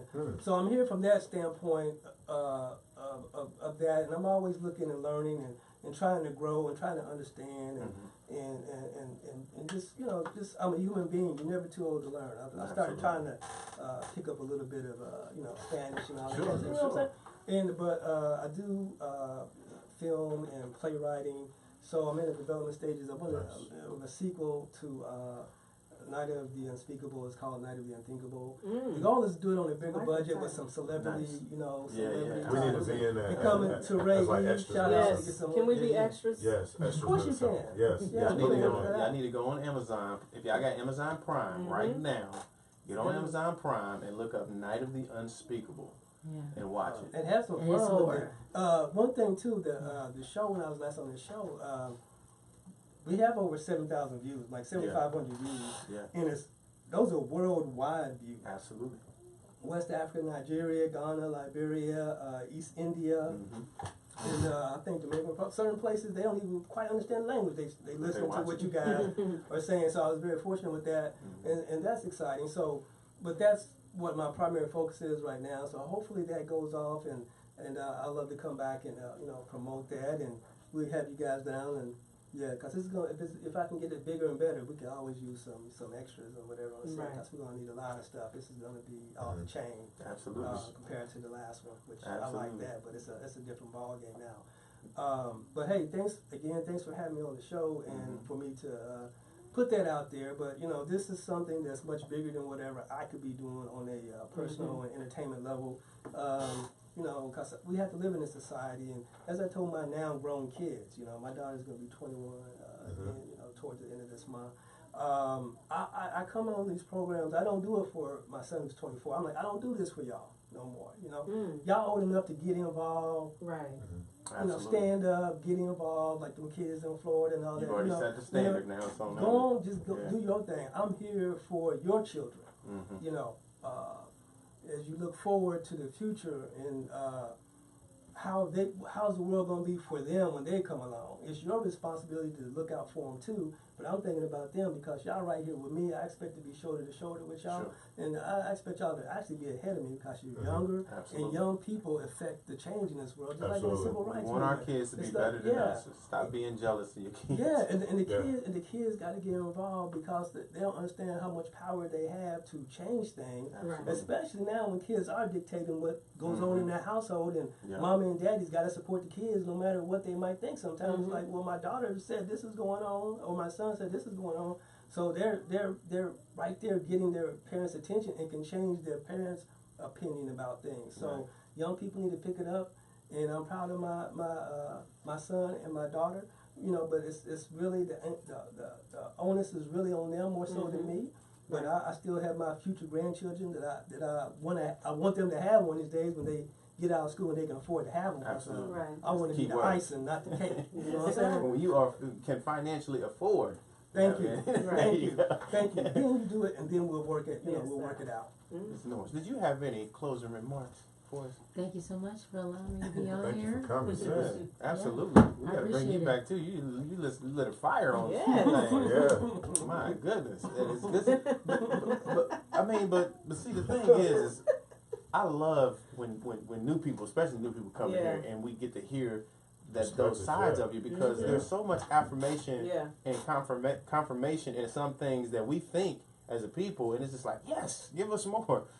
So and if you go back and look at the comments, a lot of people agree with you. Yeah. So thank you And Sister for Soldier over there. coming and building with Yeah, us I and having that appreciate- I'm conversation. not She was- Sister Soldier. I'm something brand new. I know. heard that. I had know. not been here before. You go, There you girl. go. That's what I'm There talking you go. about. I'll take you somewhere else. I want to hear a rap. Hopefully they can pull out something from their Oh. archives. I love her Okay. voice though. Their Man. You hear her archives, voice? and her and Ebony can get together. I and, can't remember none of Y'all them. got- Y'all don't want to hear. Y'all have Yeah, anything that was- recorded previously? I'll put a beat That up was- in a that minute. was prior. I don't want to hear no a hip, a hop, a hip to a hip. I don't want to. Without Curtis Yeah. Blow, without hooks up, beats on the braids. Well, just know that we have progressed from that time in our And careers. see, Ebony thinks she's So- Mia X. Yeah. I mean, that's who she thinks she was. He is. No, she thought she was no love back Ooh. then. Oh Okay. Put me out there. I'm sorry. Okay. That was my right name, though. That's 90s. We was the 90s. No It's love. okay. Hold on. We're Say your- evolved. How'd you put that name? None. We evolved How'd now. you put that name? No love. No That love. was- I'm sorry. That was more. It's okay. That was more. No love. Since you were a dog sincere, how you put that name? No love. no love is much harder than sincere, brother. It definitely is. I agree. You know what I'm No saying? love is hard. See? That's harsh. Now, He gets no that love. was my son. I had a big tattoo Man, across if my we battle, I stomach. would have killed you, I- man, with your name, No Love. Oh Yeah, my right. God, I would have killed With a you. name sincere, you Hey, want to battle? hey, go ahead. Shoot. You would have got destroyed there with a name, No Love. I don't know, Pat. I'm going Now, I don't know how to to freestyle, but let me. She ain't I ready don't for know, that. man. That's a She writer ain't over ready for there. We can have a battle if you want to. But I gotta get prepared though. Wait, But we can I have a don't. battle.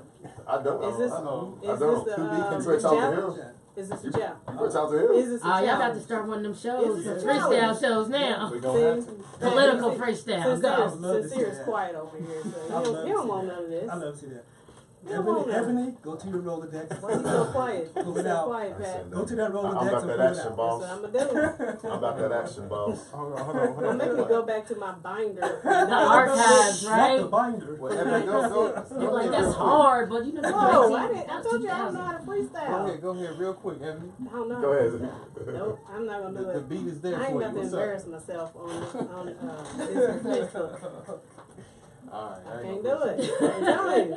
We try to get that. We try to give her that beat. Let Sometimes me you hear write that beat, something. you be like, okay, Look, wait a minute. I'm not I gonna got front. it. I got it. I'm I not got gonna it. front and be like those freestylers that really aren't freestyling. They saying something they done wrote Oh, check already. it. Check it. And be like, That's check what I it. be on. Yo. They be like, that's Yo. Nah, I wrote Yo. that 10 Like, years yo, ago. like, you're like 10 times. Yo, check it. right. Bust the move. Okay, Yeah. tell us, Pat, how's the guy with no flow, how does he rap? A guy with no flow rap. I don't New know. York Check it. style. Yo, check it. Yo, hold on, let me catch it. Hold on, I don't know about Yo. that beat, right? Yo. Give me another beat. Give Let me me catch another it. beat. Where the 808 on Get that? something else, man. Get something else. Man. All right. Turn my headphones up. Headphones already blasted. Right. Well, I gonna get y'all. No way. Yeah, that LL on that. That So, notorious, the B.I.G. I cut up. Well, hey, this has been Yeah. great. Yes. Beautiful, man. We're gonna try to do this more where we take subjects that are happening, and we just go live. You know? Spontaneously. Nothing is Boom. planned. Nothing is coordinated. We're trying to have shows where they're going to be somewhat educational and something that people can remember and go back and watch.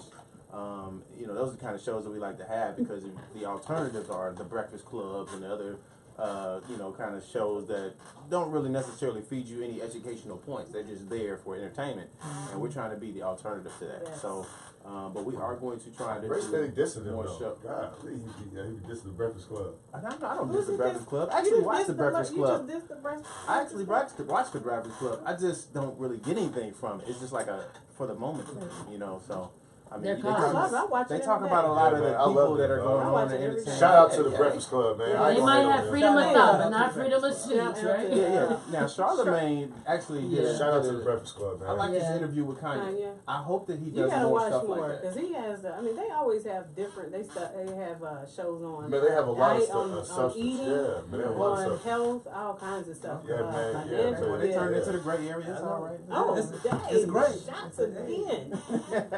No, that's all good. Great. But we have Wow. to continue to fuel that. Yeah. And we need more platforms like this. Yeah, So great. this is a call out to people out there. Go ahead and please get platforms together. If y'all want us to show y'all how we do this, let us know. We don't have a problem with that. Because we need more platforms like this where we can have a collective discussion amongst each other about the important things that's going on. And maybe then somebody will listen and know that the conversations that they're having on a higher level are not the same conversations we're having. So and maybe they can listen and understand and take that and do something with it. Yes, sir. So Can I plug the shows coming up yeah, before we close out? go ahead.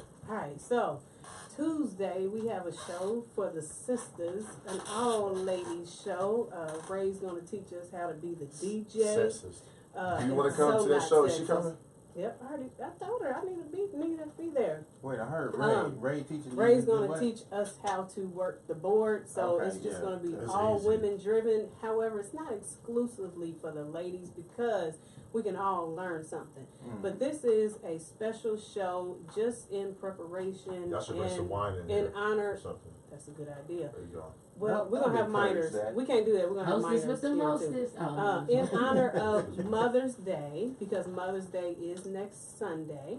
So we're gonna have an all ladies program just talking about womanhood, empowerment, and it'll be a multi-generational show. So we have teenagers, we have a college student, we have sisters our age, we have our elders. So it's just different perspectives of womanhood and things like that. And it's always a beautiful thing to hear. What was it like to be a woman, and how has womanhood progressed from? Okay. So, from back then to where we are now, and where do you see us, Can y'all please have a conversation about why women don't know what they want to eat, when they Thank want to you. eat? Yeah, what they want to eat What you at. want to That's eat? not, I don't know if know. that's womanhood. Hey, That's You want Uh-oh. to eat pizza? I Children don't want are- to eat pizza. You I'm pick. not every woman. I'm me. Right. See, look. Y'all This get is what it look like. Man, y'all better stop. Don't looking at me generalize every me, woman. put me in that basket. And then check this out. Are we gonna talk about how the womanhood feels about those coming into the womanhood? And that's and I wanted to also hear, what is womanhood today for our children? What do they, the girls that I have on are 13, 14. What does woman look like nowadays for 13 and 14-year-old girls?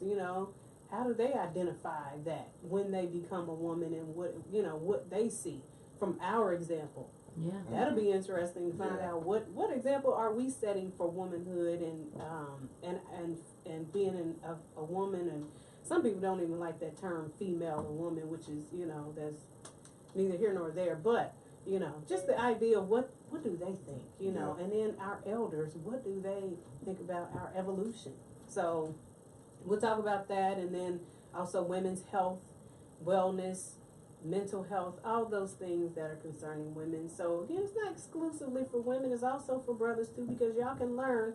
Maybe you'll we find out definitely why tuning we in. can never decide on what we want to eat and some other things, okay? Man. And another thing, why we want to know why our jeans why our booty look fat in our jeans, and even though you say you look just fine. You do. Okay. Or, Y'all look fine. No, this morning, wait a minute. This morning, I was asked, do you like this? Yeah, I was Or going like to say this. that right there too. And I was like, okay.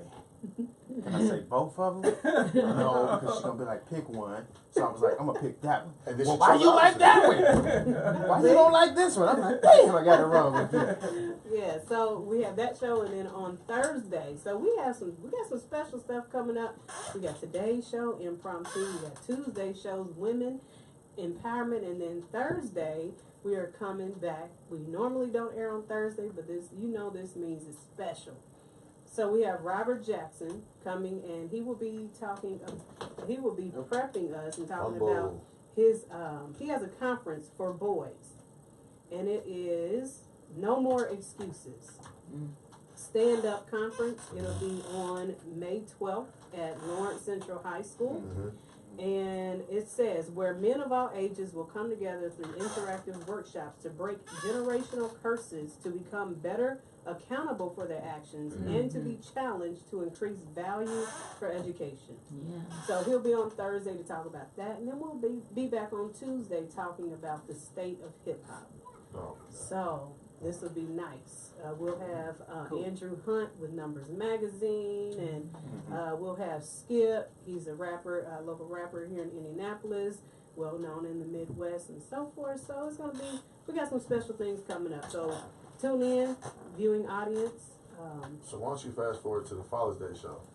Oh, There isn't one. well, I'm sorry. We Hey, got. why don't you fast forward that? I mean, Come on, man. you see what I'm saying? You see, look. We gonna Look, gotta get your she swear womanhood for 10 early. minutes, the woman is the essence of vibrant energy. Yeah. Okay, what about the Father's Day? See, that's what happened when you put me in charge of putting the shows together.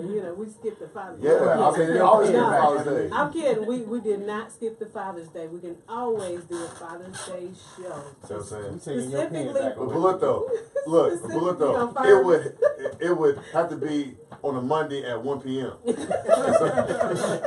Monday, 1 p.m. For us, the A women. Monday at 1? No, hey, For look. fathers. Yeah, no, for fathers. You know what I'm saying? It would have to be, So nobody be yeah. there. No, that is So so not true. on a Sunday, Watch. listen, You know it would have to be, man, on a Sunday, do a church hour. You know, I mean, just pick between 8 and 12, 8 and 1. You know what I'm saying? I mean, it gotta be that, that time where it be redeem myself? 2 views. It's about, yeah, fathers. Fathers. You're not gonna let me. Why don't black men support each other? I accidentally. I'm sorry, That's messed because up. It's somebody's your best, getting man. married in June. So What does that have to do with we the are show? behind. So we could do the Father's Day show, but I think a wedding is so much more important right now than the Father's Nah, Day but show. listen, You no, see yeah, that? see, nah, but you don't, You you trying was to close raised. that in? And he Nah. won't be here to be a host. What And day- you're nah. the best man. So do you want me to head up the Father's Day show? Do you want me to host the show? Man, what day is Father's Day? Yeah. It is. See, you no, listen, wait a minute, hold on. but, hold on, watch this, watch It's usually this. the Yeah, June first something. Sunday. What day is Mother's Day? Watch May this. 13th. You see what I'm saying? You see what I'm saying? Hey, you see, hey, look. It's all good. Ebony gonna get it together for us. We'll get it It's together. all right. It's all right. Hey, this is You know I love y'all. Love you too, sis. This has been good.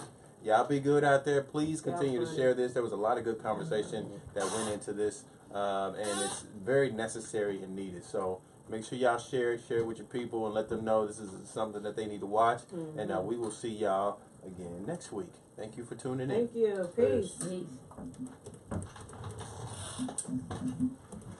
That was good. That was an awesome show for Saturday. I mean, you know what It is Mother's Saturday, Day isn't is, it? but not That's Father's how you Day. know you ain't got no life. It is What the Saturday. truth is, I y'all know don't it's even know where Saturday. Father's It Day is is. Saturday. So You y'all don't talking know about, love for but it. y'all complaining about Fathers, Father's don't Day get hey, show. Father's Day here about you like, Y'all complaining All about right. Father's Day. Oh, Y'all didn't know y'all what having Father's Day babies. is. No. You can't complain about the show if you don't know even Let's know what let's the day lift is. them up this year, cause yeah, We'll have a I don't know. special. My baby daddy's Ellen? birthday always She fall did. in. You went to Lawrence Birthday? Yeah. Where is your dad? Patrick. That was Okay. good, Was you man. went there too? Yep. Very good. But see, What when you year? graduate? 97. See, I was a freshman. Yeah, it was Or we good. were, freshmen. Diversity. Oh, y'all were younger. White Yeah, folks plus, to say, like, good I was a lot diversity of shorter. thought. I was a lot For sure. shorter. Yeah. Everybody had their own But- different style of opinion, and We need that in that the was black, but in the white corporate boardroom, we don't need diversity of thought. right, We need real diversity. right. Yeah, I remember hearing that in those days. I'm like, what? Yeah. I sit in there sometimes I'm too, like, and I'm just like, what the hell y'all talking about? I don't give a damn what this white And man that's the saying thing. compared to this white How man. long That's was everything that? about the and that's same. the thing that their culture is 2 like hours. the decisions that they make are all based on how they live. Right. They live. Right. How they want to live. How they want to live. How they want You know, to so live. so if it affects you, How they then they ain't got think nothing to they do with live. you. Right. You know what I'm saying? Right. You got to go along. That's why we got to get more You people gotta in go these along places, in these offices, and start implementing these change. Because if we It's don't, big. It's big, man. That's why I try to get people to understand. This whole thing we're trying to deal with is big. It's not. It's like we got to on all fronts. We got to be aware of. absolutely.